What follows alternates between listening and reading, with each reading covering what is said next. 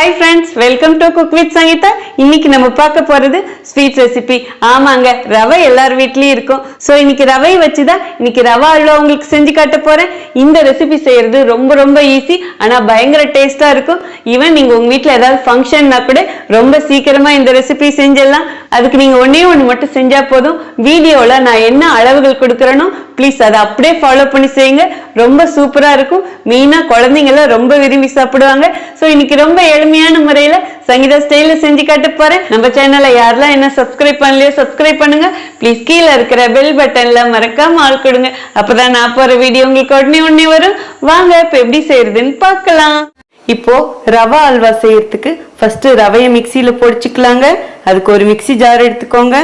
பாருங்க, நல்லா பொடியா இருக்கிற ரவை நான் ஒரு கிளாஸ் எடுத்து வச்சிருக்கேன். இந்த ரவை வறுக்காத ரவைங்க. இப்ப ரவையை மிக்சி ஜார்ல போட்டுக்கலாங்க. இதை நல்லா பொடி பண்ணி எடுத்துட்டு வந்துடுறேங்க. இந்த மாதிரி அரைச்சி எடுத்துக்கணுங்க. இதை அப்படியே இப்போ ஒரு பக்கம் வச்சிடுங்க.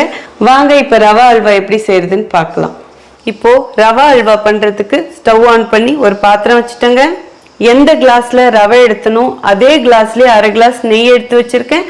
அதுவும் இப்ப இதுலயே ஊத்திக்கலாம். இந்த நெய்ல இருந்து 2 டேபிள் ஸ்பூன் அப்படியே மீதி வச்சிருங்க. இப்போ பொடி பண்ணி வச்ச ரவைய இந்த நெய்லே போட்டுக்கலாங்க. அடுப்பை நல்லா மீடியமா வச்சுக்கோங்க. இப்ப நல்லா கிளறி கொடுங்க. நல்லா நெய்யிலேயே இந்த ரவைய பொன்னிறமா வறுத்துக்கணுங்க. வீட்டில் இருக்கிற கம்மியான பொருட்களை வச்சு ரொம்ப ஃபாஸ்டா செஞ்சிடலாங்க.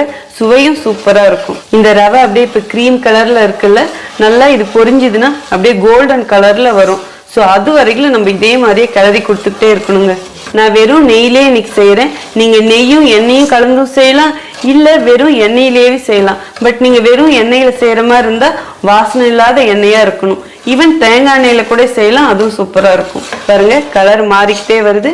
இனிமே ரொம்ப கேர்ஃபுல்லா பார்த்துக்கிட்டே இருக்கணும். அதாவது விடாம கிளறி கொடுத்துக்கிட்டேவும் இருக்கணும். அதே மாதிரி அடுப்பெண்ணெயில இனிமே குறைச்சிக்கணும். ரொம்ப அதிகமா விட்டோமா அப்புறம் தீய வாடையும் வரும், கசப்பாவும் இருக்கும். பாருங்க, இந்த அளவுக்கு நல்லா நெய்யிலேயே பொரிச்சுக்கணும் இந்த ரவையை. இந்த கலரை இப்ப நல்லா பார்த்துக்கோங்க. இப்படி இருக்கணும், அப்படியே கோல்டன் கலர்ல இருக்கணும். இந்த அளவுக்கு வறுத்துக்கிட்டா போதுங்க. இப்போ தண்ணிக்கு பதிலாக இன்னைக்கு நம்ம பால் தான் ஊத்த போறோம். ஸோ எந்த கிளாஸ்ல ரவை எடுத்தோமோ அதே கிளாஸ்லயே 4 கிளாஸ் பால் அளந்து எடுத்து வச்சிருக்கேன். ஸோ இந்த பாலும் இப்போ இதுலயே ஊத்திடலாங்க. ஊத்திக்கிட்டே அப்படியே கிளறி கொடுங்க. கொஞ்சமா ஊத்துங்க. அடுப்பனால இப்போ ஃபுல்லா கம்மியா தான் இருக்கணும். அதே மாதிரி இது காய்ச்சி ஆற வச்ச பாலுங்க. இப்போ நான் ஊத்துறது, நான் 4 கிளாஸுமே பாலே ஊற்றிருக்கேன். இல்லை நீங்கள் 2 கிளாஸ் தண்ணி 2 கிளாஸ் பால் அப்படி வேணாலும் ஊற்றிக்கலாம். அடுப்பை நல்லா இப்போ மீடியமாக வச்சுக்கோங்க. விடாமல் கிளறி கொடுத்துக்கிட்டே இருங்க. இப்போ கட்டியாக இருக்கிற மாதிரி இருக்கும். இன்னும் கொஞ்சம் நேரம் நல்லா கொதிச்சுதுன்னா கட்டி இல்லாமல் ஆட்டோமேட்டிக்காக அப்படியே கரைஞ்சிடும். நீங்கள் விடாமல் கிளறி கொடுத்துக்கிட்டே இருந்தால் மட்டும் போதும். இந்த பால் நல்லா சூடேறிச்சுன்னா அப்படியே திக்காகிக்கிட்டே வரும். அப்படியே இது நல்லா கொதிக்கட்டுங்க. இப்போ இதுலேயே கொஞ்சம் குங்குமப்பூ போட்டுக்கலாங்க. என்கிட்ட இருக்கிறதுனால போடுறேன். இது ஏன் போடுறேன்னா நல்ல ஒரு கலர் கிடைக்கும், ஃப்ளேவரும் கிடைக்கும். இப்போ எல்லாத்தையும் நல்லா ஒன்று சேர்த்து கிளறுங்க. இது நல்லா இன்னும் கொதிச்சு வேகட்டுங்க.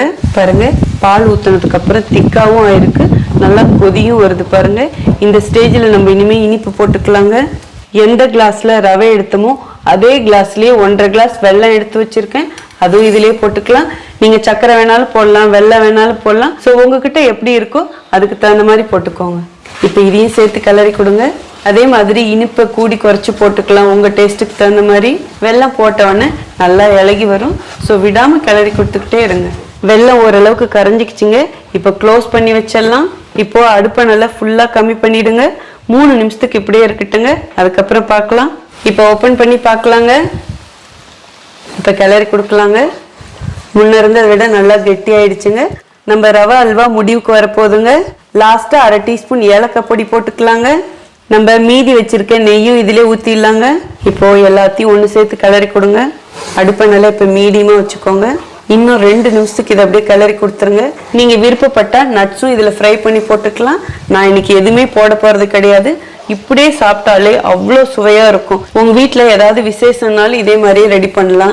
இல்லை குழந்தைங்களுக்கு நீங்கள் ஒரு ஈவினிங் ஸ்நாக்ஸாகவும் பண்ணி கொடுக்கலாம். ஸோ ஸ்கூல்ல இருந்து வரும்போது ரொம்ப பசியாக வருவாங்க. இந்த மாதிரி செஞ்சு கொடுக்கும் போதும் அவங்க ரொம்ப விரும்பி சாப்பிடுவாங்க.